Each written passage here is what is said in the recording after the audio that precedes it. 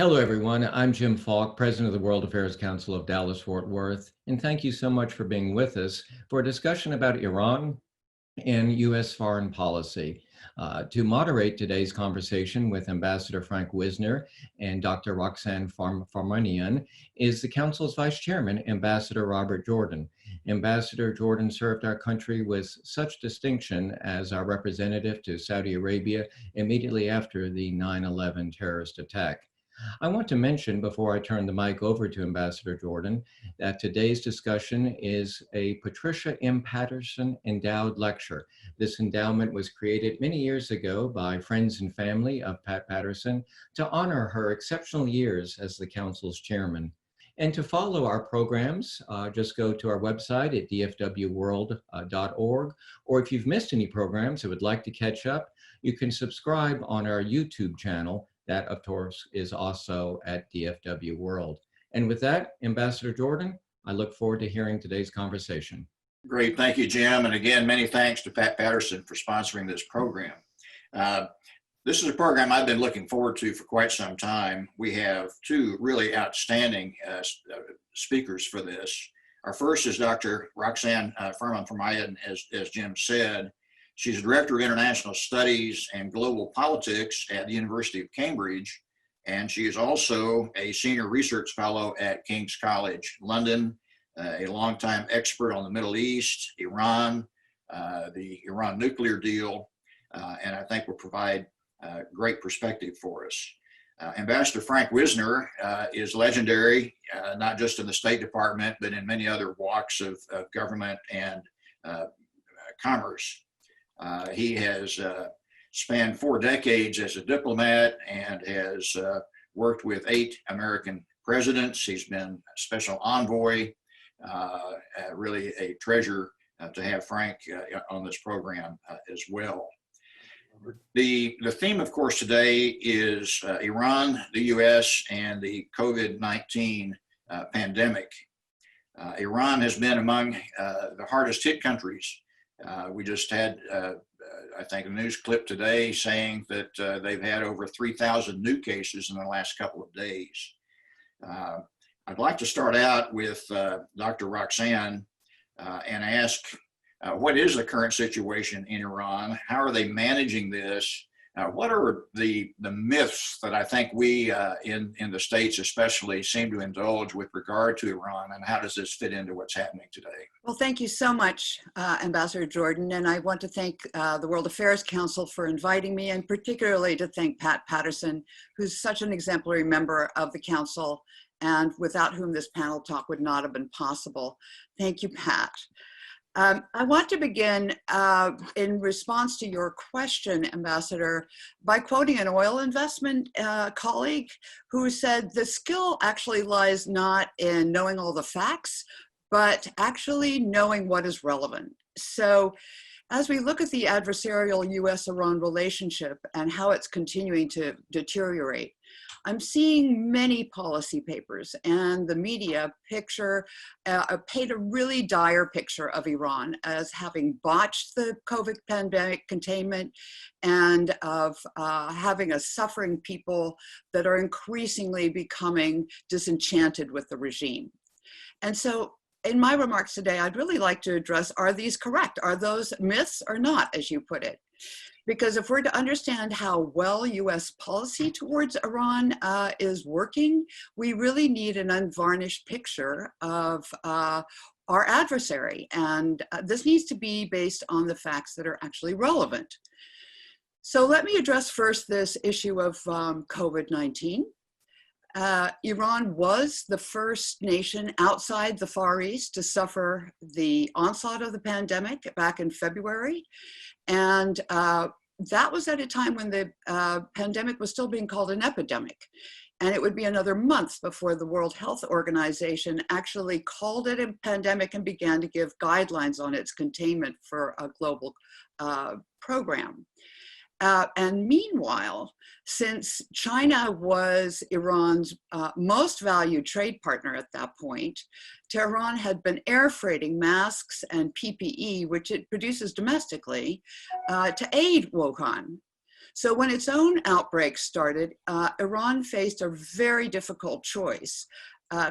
Lockdown or a slower containment plan, both of which, of course, had dire consequences. On the one hand, it had a highly effective healthcare system, and I think this is something that's often underestimated in the pictures we hear. The healthcare system had undergone significant modernization and investment, particularly in that period between the lifting of sanctions when the nuclear deal was signed and the reimposition of sanctions in 2008. Iran also has expert medical staff and produces 90% of its own pharmaceuticals. An industry actually that developed because it could not import the medicines it needed during the various rounds of sanctions, and so it had to start developing its own. Forbes magazine ranks it 5th in the world for graduating STEM students, churning out more than even Japan does. So that's one hand. On the other hand, the government was absolutely cash-strapped. As a result of the Trump administration's maximum sanctions, it simply didn't have the cash or the funds on hand to offer salary support or loans or corporate bailouts and the unemployment benefits in the face of any kind of severe lockdown. Shutting down the economy, in other words, risked truly being a catastrophe. So what President Rouhani's administration did was adopt a version of what we've now come to understand as the Swedish model: a gradual economic closure, widespread disinfecting of public infrastructure, and social distancing. And additionally, Iran has a network of 80,000 clinics that reach into the very isolated rural hamlets throughout the country, which gave it real-time data on the health of every single one of its citizens, as well as enabling it to roll out early on a widespread testing program. Now, undoubtedly, there were mistakes and some significant ones and a lack of transparency. It held an election in late February, which was extremely risky for the lives of those that had insisted vote in that. It was not the only one, by the way. India also held an election, as did several other countries, but nonetheless, the Rouhani administration was also unable at first to bring the cabal of clerics and Qom, who were not part of the government, but they were being asked to lock down the mosque city because it was the epicenter of the initial outbreak, and they couldn't bring them on side at first. And finally, Iran was also continuing flights into China way beyond what was wise. But the question is, did it really botch the handling of the virus? Today, you asked, what is the actual situation? We're seeing that the figures today was that Iran has 8,800 deaths and over 150,000 total cases. And it is fighting a second wave, which is that it's seeing cases spike after beginning to lift its lockdown. And these are occurring in the sweltering south, where we're really seeing an uptick. Now, what do these numbers really mean? Now, there are a number of economists at Harvard and Brookings, for example, who mine such statistics. And in their view, these stats are relatively broadly correct, but others have certainly questioned them. So I wanted to suggest that even if we were to double these stats, or in fact double them again, so multiply them by 4, we would see a number of deaths that was less than Britain has suffered in less time and with a population of 20 million less than Iran. There have been polls in Iran that have been conducted by the University of Maryland in conjunction with the Canadian-based Iran poll, and they show that Iranians themselves are broadly supportive of their administration's containment program. And indeed, having been asked specifically the question, they have stated they do not see a need for any significant change in the nature of their regime. Now, this is the broad population. What those same polls show, however, is significant disenchantment by Iranians towards the US. And this is particularly the case with the middle class, which has traditionally been very pro-American. They feel that Washington has betrayed them at the time of their greatest need, imposing specific targeted sanctions on key sectors of their economy at the height of the pandemic, and indeed stifling delivery of the humanitarian aid that they have needed by not lifting the international banking restrictions on Iran. They know, in fact, that Iran has currency reserves in Europe and the Far East, but that they cannot be used to pay for the imports it needs because of the American sanctions that stop it from accessing its own funds. Another element of the polls have shown that support for renegotiating the nuclear deal has plummeted, with over 50% of the population saying there's absolutely no point. The conservative majority that last month took up their seats in the newly elected parliament has always argued that a deal with the US was folly. And having been proven right, at least from Iran's point of view, their perspective is in the ascendant, particularly among the young hardliners. And there will be little stomach, I fear, for renegotiating a treaty with the US in the near future without solid guarantees that a subsequent president can't simply walk away from it. We have just passed, in May, the second anniversary of the Trump administration's maximum pressure policy, which has so far, I would argue, not really achieved its main goals. It has not brought Iran to the negotiating table. It has triggered a renewed nuclear production cycle, and it has failed to change Iran's behavior, making it, if anything, more belligerent. After the first year, when the sanctions cut deeply into the quality of life in Iran, we're actually seeing that the economy is beginning to rebound. And in the process, we're seeing that it is shifting away from being a rentier state, dependent on oil revenues. And this is a milestone. And it means that Iran is not suffering the impact of the oil price drop, for example, or the extent of excess storage that its Gulf neighbors are currently suffering, because it had to deal with all of this last year and therefore has in many ways found solutions to it. The relationship with the US, however, I think is very dangerous. Iran's economic situation is dire. And although surprisingly resilient, the regime is suffering from isolation and hence possibly of miscalculation. What Iran does enjoy is on the ground power across the Middle East. And since the death of General Soleimani, the Gulf itself has become considerably less safe, and Iran has increased its pressure on the US to withdraw from Iraq and from the region generally.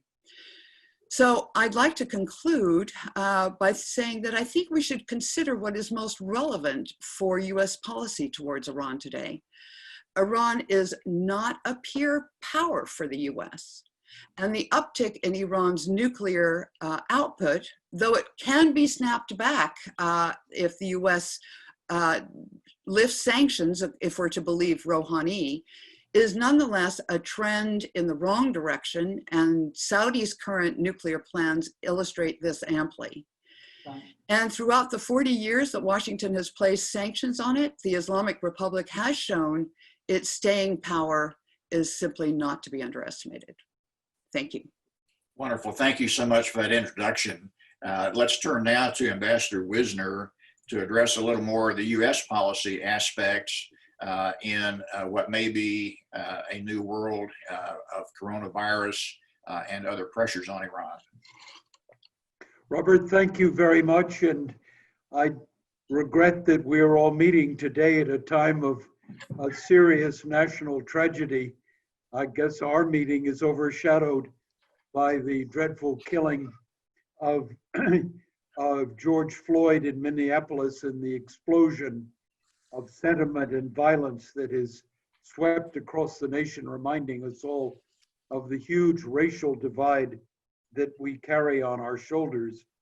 And these developments occurring at the same time that we are experiencing a pandemic more severe than anything we've known since 1919 in the last 100 years, and a downturn in our economy that begins to match the economic damage done to us during the Great Depression. So I want to thank the World Affairs Council for being able to focus us on the other obligations we have as Americans to think about our country, our future, our place in the world, and our foreign policy. I would like to also say thank you to Pat Patterson, who happens to be an old friend and much admire her, and hope you will give her my regards.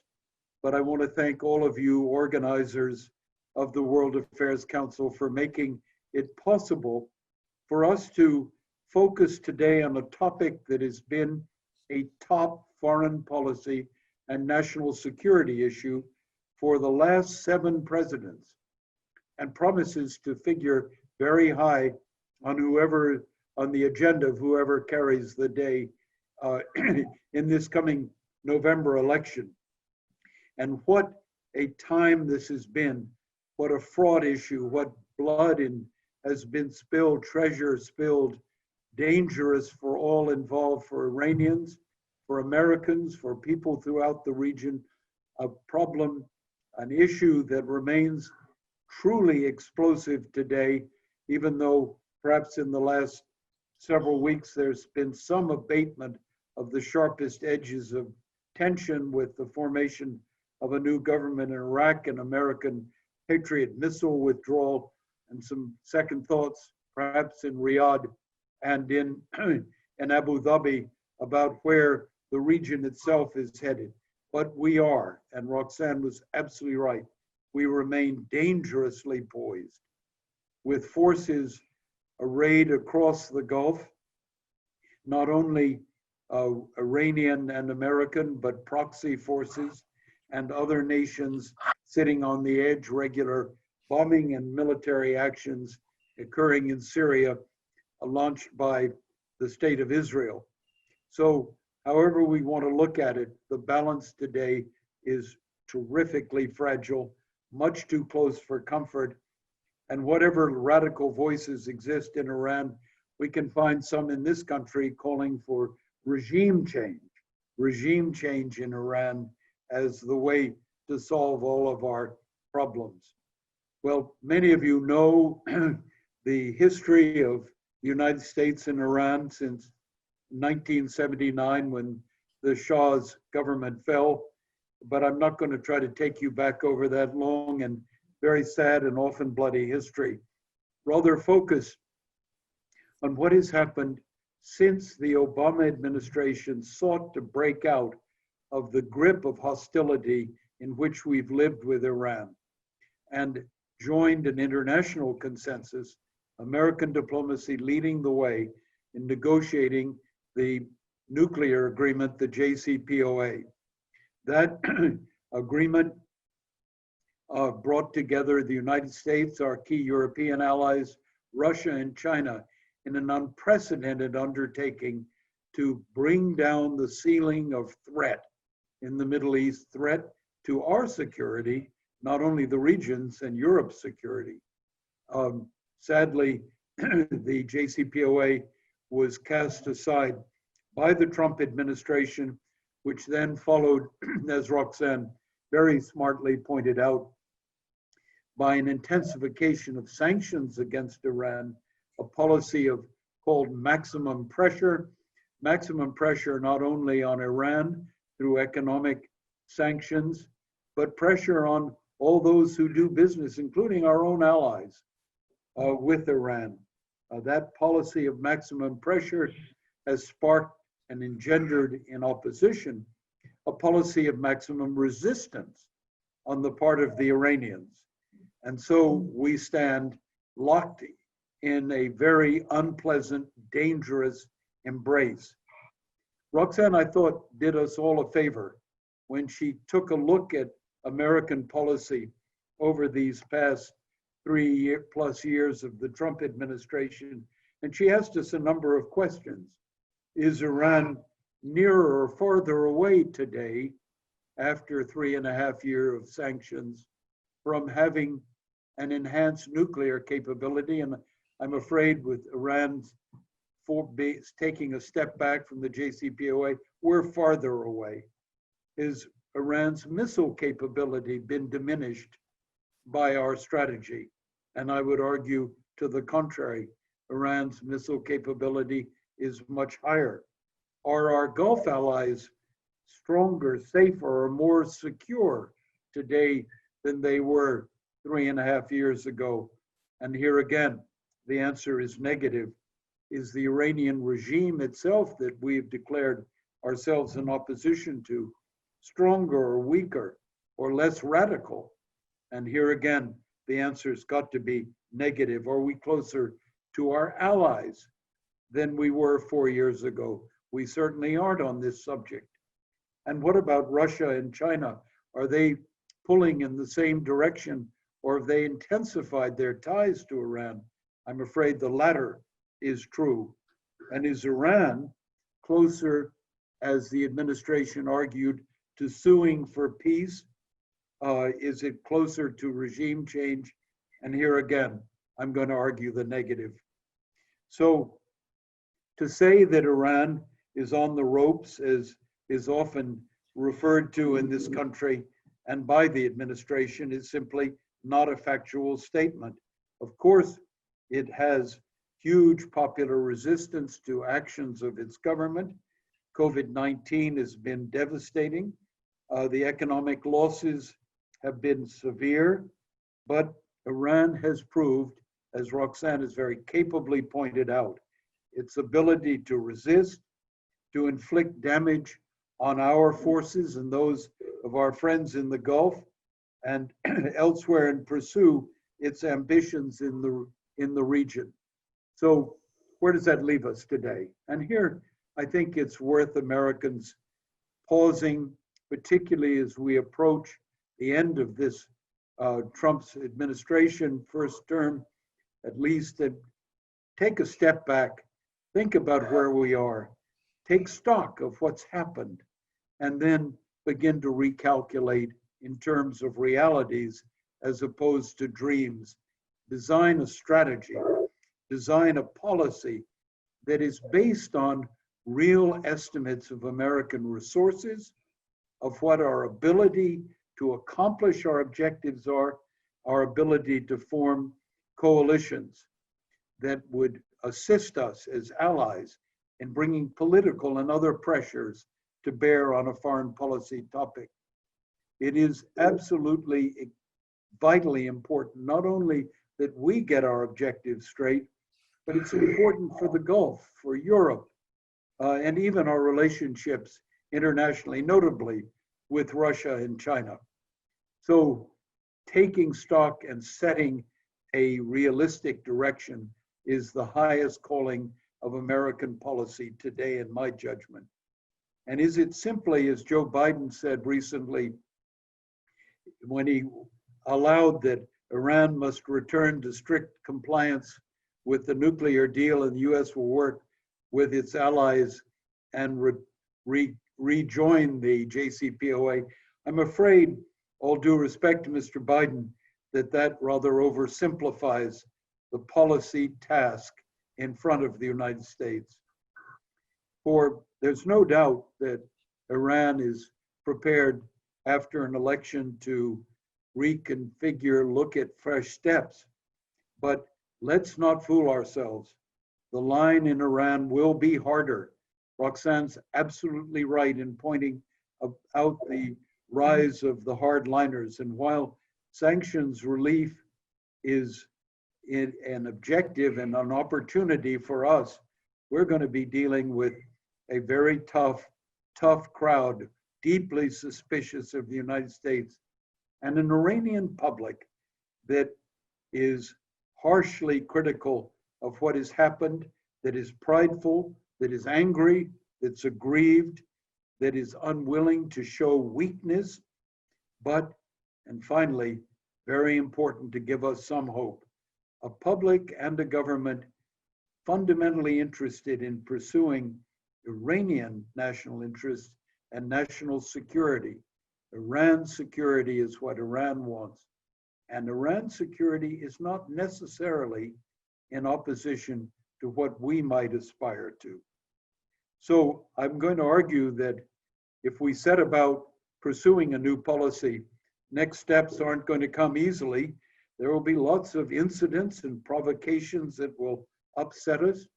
We have to face the fact that here at home, we are a badly divided nation. Partisan divide runs very deep. There's great antagonism in the Congress towards Iran and our media and elements of our public. It's hard to forge a new policy with Iran. And there's great apprehension about where the United States could go if it pursued a different set of policies. Apprehension in the Gulf, apprehension with Israel. So we have to also be realistic. Bob, I'd like to think you would agree with me when I take a step back and I look at the Middle East today, ravaged as it is by falling oil prices, ravaged as it is by COVID, undercut by the fall in the global economy, on top of the after effects of the Arab Spring. We are facing a region in the next year that will be much more unstable, and in that trying to pursue American policy. And we'll be doing it at a time in which American influence has been diminished, in large part because of the policies we've pursued in recent years toward the region that have undercut American diplomacy and strengthened the hands of our adversaries. So it's a tall order. My job today is part of my life's work. I am a career diplomat by profession. I've committed and devoted myself to the view that America must pursue its objectives with all means possible and hold military ones in case we are in extremis, but that diplomatic solutions can and must be sought. And that's what leads me to a final moment or two of reflection with you. What is the future? What is a realistic way of thinking about a future with Iran? And I'm not going to try to give you a blueprint, for I don't have one and no one does, and events are going to shape much of what's going to happen to us. But there's some things we need to keep in mind. The first is there isn't any leaving the Middle East. Many argue, well, we ought to get out of that part of the world. It's nothing but pain and trouble. But think about the threats we face from terror, from war, from nuclear proliferation, from the importance of hydrocarbons in the global economy, the proliferation of nuclear weapons, the interests of our allies with whom our future and fate is deeply involved. There isn't any way the United States can pick up its marbles and leave the region. So the first point in the future American strategy is we're involved. We've got to be involved with intelligence, with wit and design. The second imperative is to face the fact that we need to reduce tensions, to rebuild trust, and to create political structures and frameworks within which the parties in the region can work out their own differences. In short, we need to move from battlefield to conference table. That's a key objective of American policy. Third, and I would pick up a theme advanced recently by Daniel Ben-Ami and Jake Sullivan in their article last week in Foreign Affairs, that yes, it's right to pursue a policy of endless wars, but that's the beginning of a policy. That's the beginning of a conversation. That's not the end. Where are we trying to get to? What are the objectives? We have to define where we want to end up. It's not just about lessening our military footprint. It's what kind of region do we want to see come about that afterwards.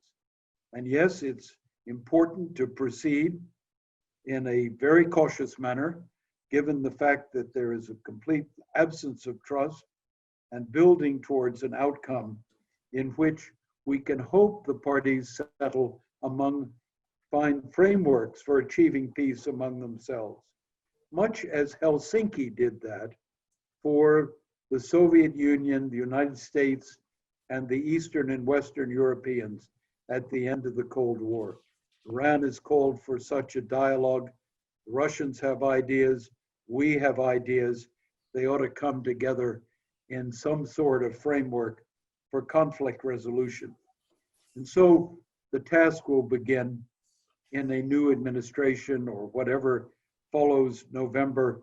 If we're going to pursue a policy that's sustainable and productive, it begins with Iran. It begins not with aggravating current tensions. I regret deeply the decision of the administration to withdraw its permits to allow European and non-European companies to participate in the reduction of the Arak reactor facility. Are we going closer or farther away from a nuclear agreement? It's a really wrong-headed decision, and I also oppose sharply any decision to try to break further the JCPOA on the issue of arms. But we need a strategic framework with Iran. A new engagement with Iran means sitting down and making it clear where the United States wants to end up in the region. We want a region that respects sovereignty, territorial integrity. We want a region that is prepared to live at peace with itself and find political solutions. And there are lots of steps we can take: travel bans, visas, prisoner exchanges, lessening of sanctions, humanitarian trade can all help set a policy stage for a serious pursuit of a new round of nuclear understandings to take the place of, build on the JCPOA, and permit us, Iran, and the region to tackle those tough issues in Iraq, Afghanistan, and Syria that have plagued us so far, and to even begin a discussion of how to reduce the dangers of missile proliferation. So let me close with, Bob, with one appeal to all of you. The core essence of the message I bring today is engagement.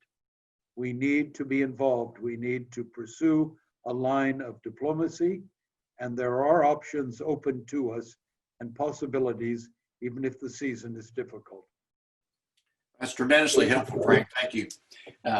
I want to remind our audience that you can ask questions under the Q&A bar at the bottom of your screen. We've got a few queued up here, and I will ask the first question, Frank, following up on what you just finished eloquently addressing.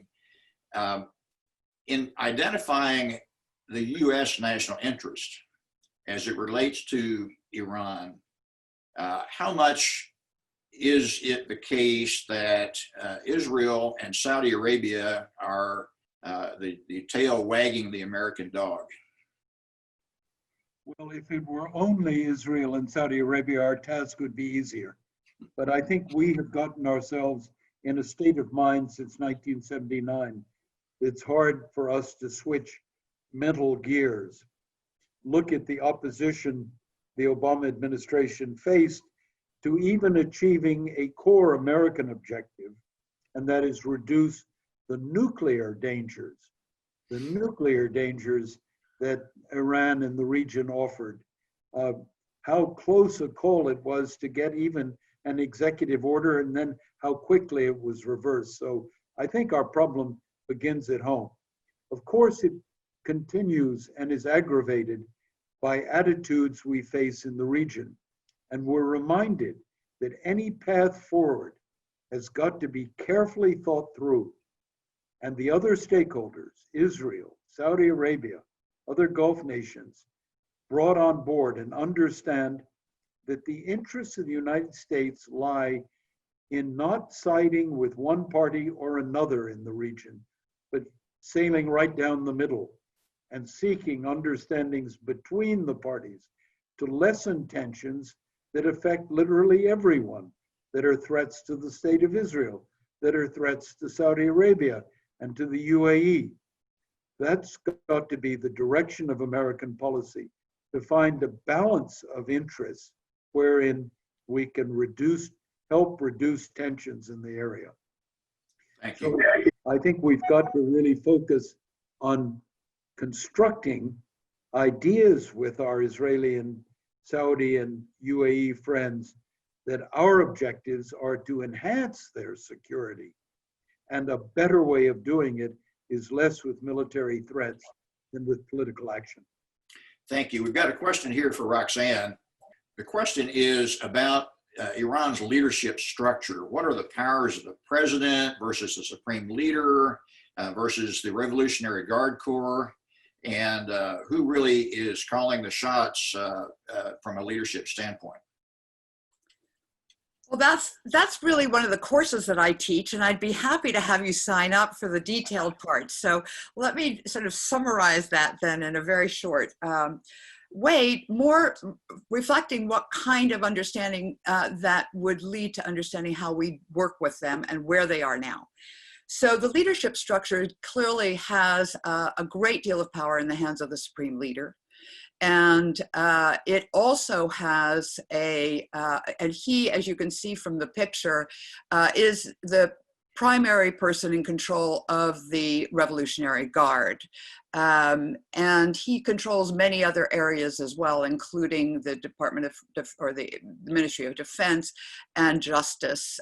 So he's a critical feature. But as you can see from that picture, he's also very old.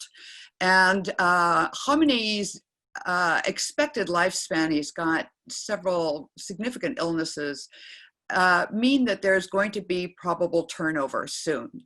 And so what we're seeing at the moment in Iran is a great deal of positioning and effort at trying to put into place key candidates to replace him when he finally passes away. The president and the parliament is almost a second arm of government, and it is one of the ways that we understand Iran to be deeply bifurcated.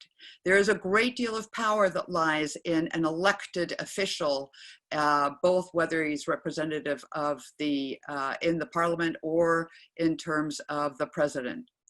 And the conflict in the past has always been between the hardliners and some form of reformists. There's been various names used for both sets, but much like in the United States, it's a deeply partisan country. And I think the key here is that the Rouhani government represents very much the moderate, the reformists, and the majority of them have been educated abroad, many of them in the United States, many of them have doctorates from US universities, and so they represented a highly westernized core group that had actually moved through several decades of negotiating the Iran nuclear treaty with first the Europeans and then the United States, deeply vested in trying to make it work. And they have been extremely betrayed by the reversal in the US commitment to the nuclear deal. And indeed, many would say that this has been an opportunity now squandered, because the next group that are going to be in power and are the conservatives, are the hardliners. They feel very exonerated for having poo-pooed the whole negotiation of the deal in the first place. There has been a tussle over time between them bringing the supreme leader Khamenei on side, or whether the president would bring him on side in order to support the nuclear deal. Now that the nuclear deal is basically on its knees, the question is, and this, this is a picture of both R and the Iranian foreign ministers signing that deal, which now is just a shadow of its former self. And the question is, will it survive in the form that we can recognize it, or will there have to be a full renegotiation? And basically, there is very little interest among those who also have doctorates and are well educated, but very much more in the Iranian, in the Middle Eastern perspective. And so the final part of that answer is, what is the role of the Revolutionary Guard? And they are very much a conservative military group that has been growing in importance in Iran politically after having gained a great deal of strength out of the Iran-Iraq war. And they have a lock in many ways on the whole nuclear sector. They are typical of many militaries in the Middle East that have increasing strength over the economic side of a government. And so the question is, will Khamenei's, the supreme leader's successor, actually be either answerable to or a member of the Revolutionary Guard, since many of them have recently moved into parliament and now are playing a considerably greater political role? Great, thank you. Frank, we've got a question about Israel. We've seen many reports over the years that Iran is committed to the destruction of Israel.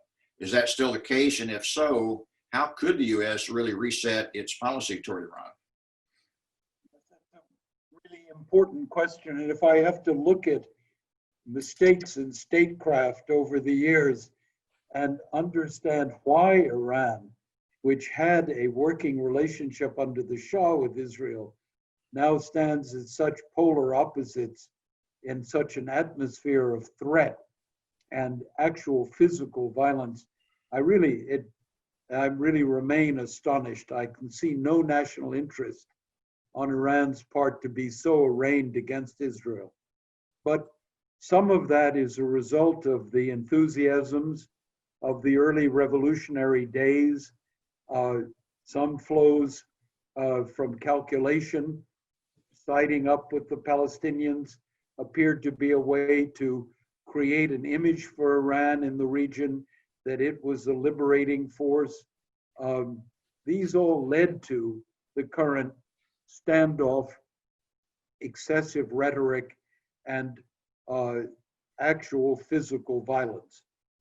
Today we have Israel bombing regularly inside of Syria against Iranian munition supplies and troop concentrations.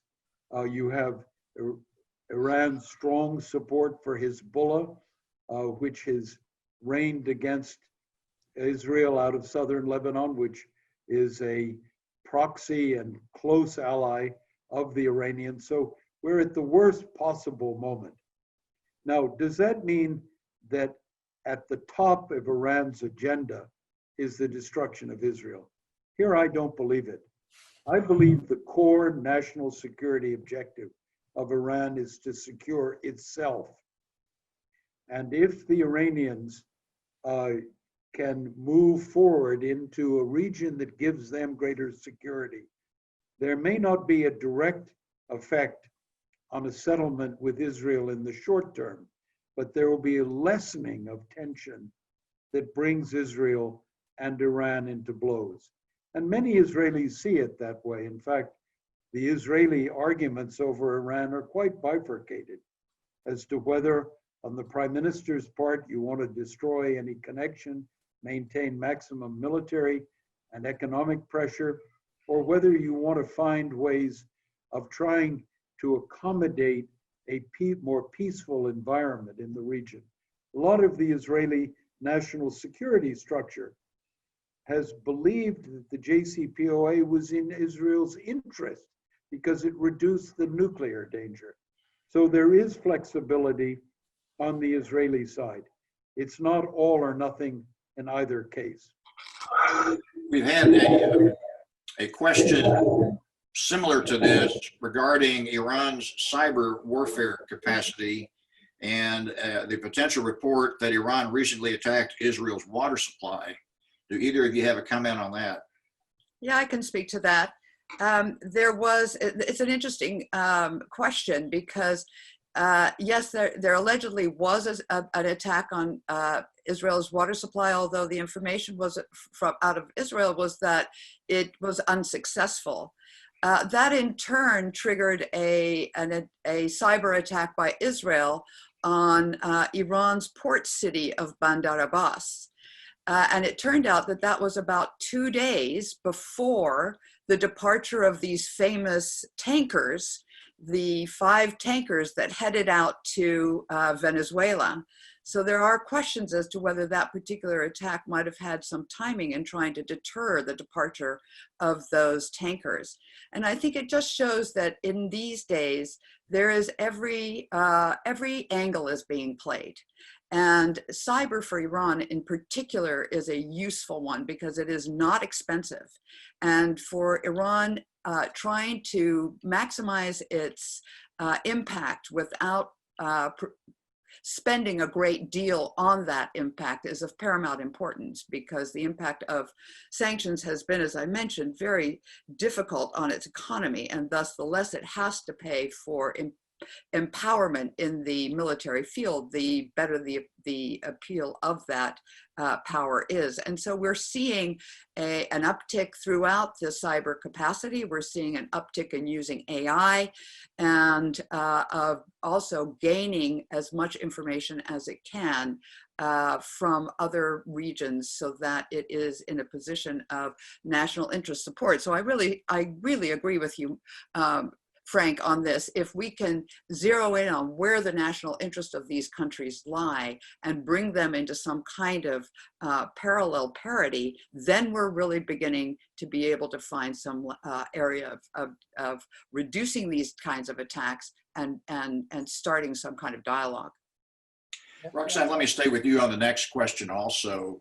We've had word that an Iranian scientist who was being detained by the United States, suffered the coronavirus, has recovered, and has now been repatriated to Iran. But there are a number of other hostages or captives, if you will, being held by both countries.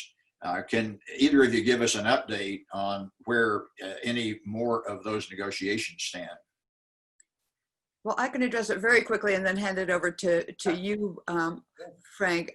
There have been prisoner exchanges going on. It's one of the easiest areas of and best areas because it's extremely focused on the humanitarian benefit of exchanges. So there are a number of Iranians held in the United States and vice versa that have engaged a great deal of focus. And what is very useful about that kind of negotiation is it doesn't involve a great deal of others that might complicate the situation. It doesn't bring in other factors such as the nuclear or such as arms. It has to do with people. And so we're finding that in many ways that is one of the best channels of communication, and we are seeing it take place. And I can only support what you just said. It is both urgent that our two sides come together and deal with this question. Not only Americans who are detained in Iran, but Iranians with American citizenship and other foreign nationalities, in addition to Iranians who are detained or under judicial restraints in this country. The administration has signaled some interest in seeing hostage, if you will, detainee or imprisoned exchanges. The Iranians have wanted to try to do a global deal. That's yet to find full footing, but I have a very clear sense that behind the screen there is some conversations taking place.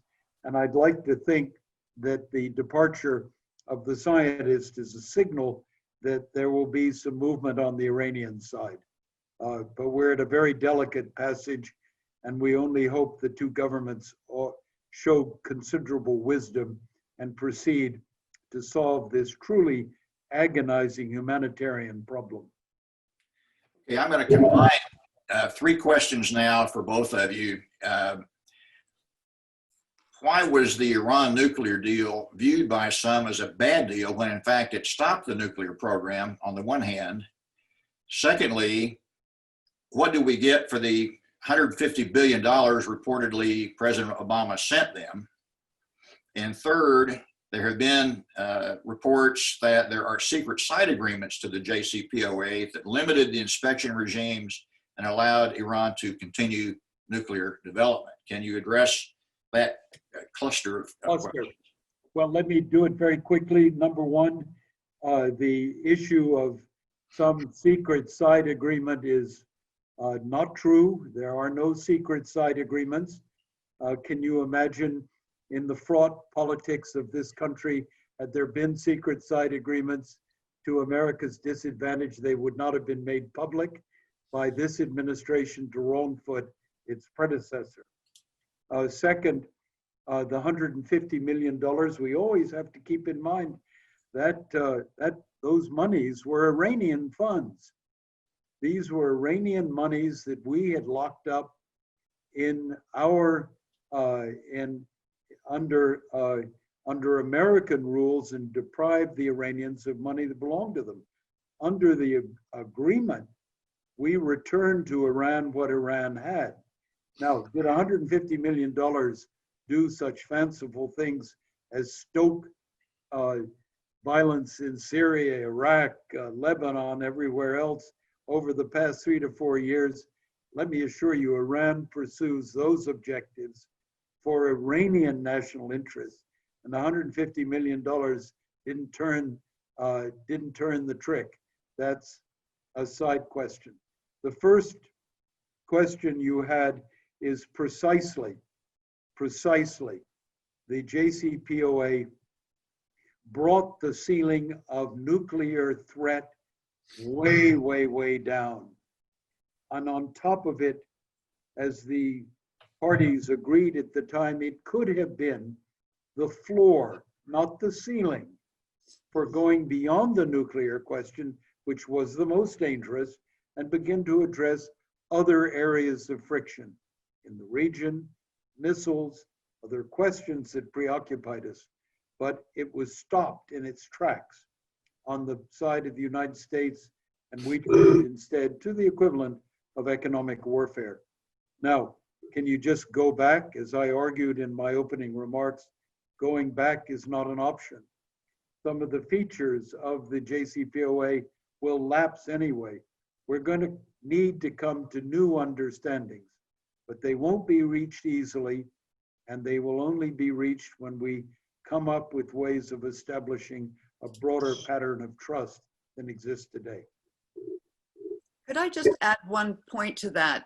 Because I think it's quite, you're absolutely spot on, Frank. I just wanted to add a point to the last, or perhaps it's the first one, why the nuclear deal was viewed as bad. And I think the important thing is it was viewed by Trump as, for example, the worst deal, as a lousy deal, because it didn't cover everything. The whole point was that it was focused simply on one thing, reducing the nuclear threat. And so it didn't cover missiles. It didn't cover all sorts of other military and Navy activity, for example. And so I think that it's important to understand that its purpose, the spirit of the deal, was that only. And indeed, there is an argument to be made, but Iran does all sorts of other nefarious things and is not contained there, and therefore it was a lousy deal. Well, actually, the fact that it was the first step, as Frank said, it was considered the beginning of what would then be possible to take on, is the whole process of what diplomacy is all about. If you try to do everything at the same time, the Iranians in any case would not have done it. And I think to find the point, that sweet spot where an actual deal could be taken by two powers that are clearly so suspicious of each other, was in fact the huge achievement of that deal, and is going to be very difficult to reprise. Let me stay with you, Roxane, to start with the next question. We hear efforts about regime change, and you talked, both of you talked a bit about it earlier. Supposing the current government did fall, Okay. what would take its place? What would it look like, and what would the impact on the United States be? Well, I think that's a really good question, and it's certainly something that is very concerning to people in Iran, because I think there is a sense that regime change is perhaps itself a very scary idea. If they're to look at what happened in Iraq, and there was a civil war that took place for over a decade there, or any kind of regime collapse, which I think is something that none of us want to ever happen, and that we're seeing even the fragments of something where law and order collapse in the Iran protests or in the United States now. It's just debilitating. So I think the concern is that you don't just get a regime change, a quick out with the new, out with the old, in with the new. Something has to be built. And especially when the people themselves are perhaps not the ones that are creating this change, then on what basis is something new built? And in many cases, I think that's their greatest concern, that the United States may just allow, push to the point where it will collapse, and yet there's nothing to take its place. And then it's chaos, destruction, and a great deal of basically pain and suffering on the part of its people. They, I think, want to see change from within. And I think there's a lesson to be taken by what we all understand the protests at the moment in the United States showing. Protests do not mean regime change. Protests have to be understood in terms of wanting to have a change within the regime, an improvement in the justice, an improvement in the regulations, but not an overthrow. And I think most of the protests in Iran are so often thought of as, oh, well, the people are showing they don't want the regime. And I would argue that's not the case. The regime is allowing them to some degree, express a viewpoint, and that viewpoint then gets processed, which is what protests are supposed to do. Robert, I can't resist adding two very quick comments on Roxane's excellent answer. The first is, I think it is a dangerous illusion of American foreign policy to think that we can successfully and without cost pursue regime change. We certainly have learned that our attempts to do so have profound destabilizing effects, and Iraq being one example. I believe we are making a second fundamental mistake in thinking about regime change, and that is that it is not in the end going to be a regime change if it's imposed from the outside.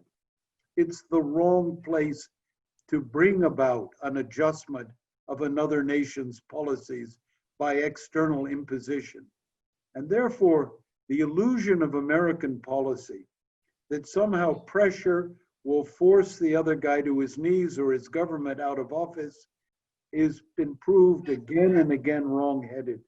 American policy, particularly in a world in which our resources are strained and our influence has been compromised, must be based on realism and dealing with the facts on the ground, not the facts as we wish them. Thank you. We've got time for one last question. We're just about out of time, but we saw the very interesting spectacle of Iran shipping gasoline to Venezuela last week without incident, even though some incidents had been threatened. Could either of you address how we should react to that and what the implication for sanctions might be?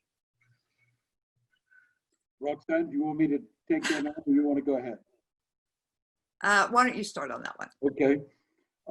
Well, I actually am pleased that we didn't come to blows with the Iranians over these gasoline tankers, because I can assure you there would have been a counter reaction in the Gulf, and that would have led to a serious disruption of hydrocarbons exports through the Gulf, to the damage of the entire global economy.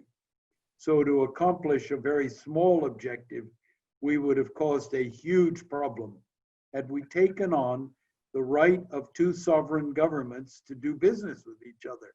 Even if we don't like the Venezuelans, that's not the issue.